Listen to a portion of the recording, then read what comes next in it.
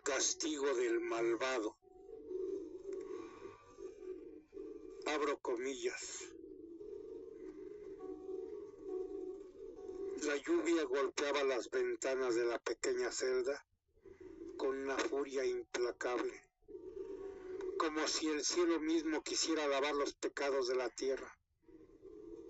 En el centro de la oscuridad, con las manos temblorosas y los ojos hundidos, estaba Mateo, un hombre consumido por el horror de lo que había hecho.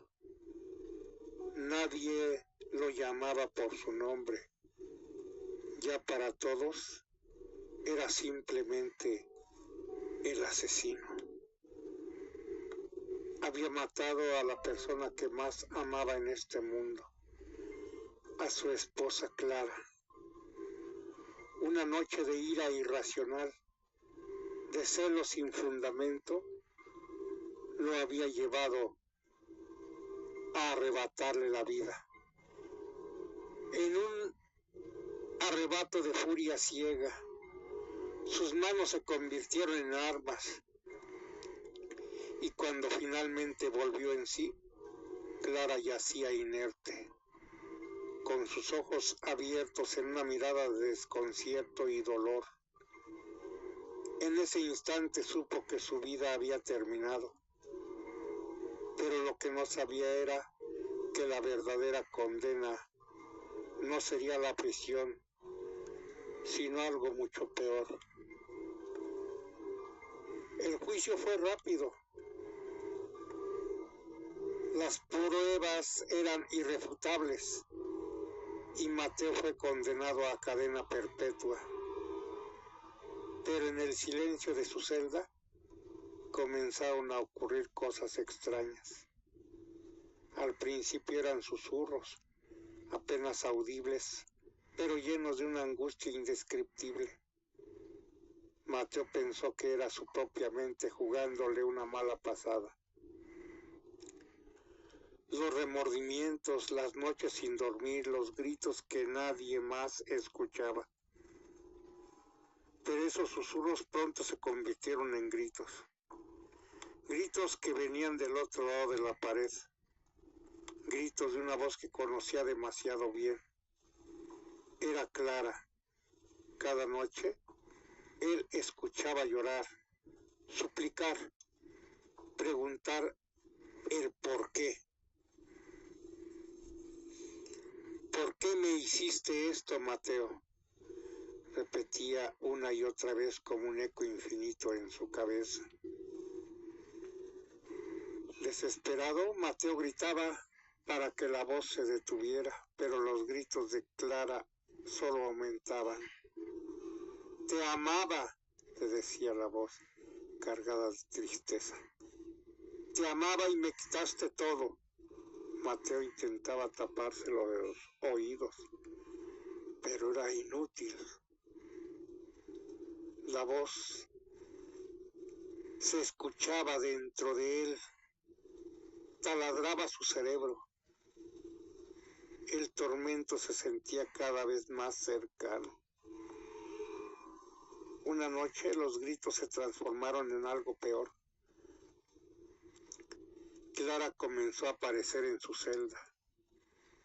Primero fue como una sombra en la esquina, apenas visible entre la penumbra. Pero con el pasar de las noches su presencia se volvía más clara. Sus ojos muertos, vacíos, lo miraban fijamente desde el rincón. Su piel, fría y pálida, se descomponía lenta e inexorablemente. El olor de la muerte impregnaba la celda, aunque ningún guardia notaba ese olor. Solo él. «Vas a pagar por lo que me hiciste», decía ella con una voz que ya no sonaba a la mujer que había amado, sino a algo mucho más oscuro y aterrador. Cada noche su figura se acercaba más y más a él.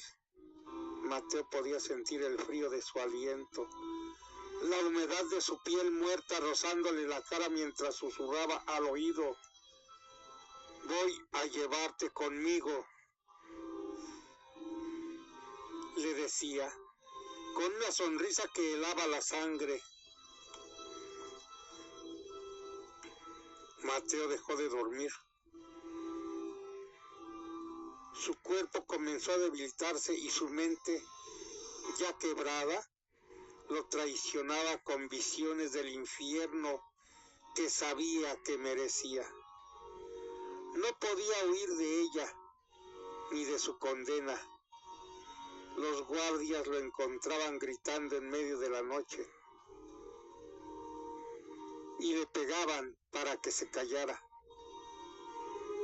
Pero seguía gritando, pidiendo que alguien lo ayudara, que detuvieran a Clara. Pero cuando entraban a la celda, los guardias no veían a nadie. Lo miraban con desprecio, como si su sufrimiento no fuera suficiente, hasta que una noche Clara finalmente lo tocó. Mateo despertó con su mano fría apretándole su garganta, pero no podía moverse. Estaba paralizado por el miedo, por la culpa. Su rostro, a centímetros del suyo, era el de un cadáver, pero sus ojos, esos ojos llenos de dolor, lo perforaban hasta lo más profundo de su alma. Ven conmigo, dijo en un tono tan suave que casi parecía una súplica. Y entonces la oscuridad lo envolvió.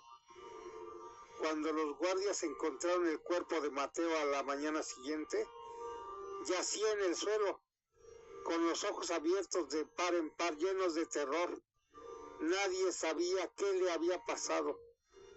No había señales de lucha, ni marcas visibles en su cuerpo, pero en su rostro estaba la expresión de alguien que había visto algo indescriptible, algo terrorífico, algo más allá de la muerte.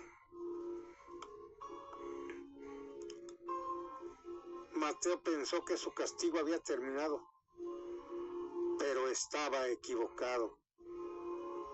Despertó en un lugar oscuro, un espacio infinito lleno de sombras y gritos de angustia.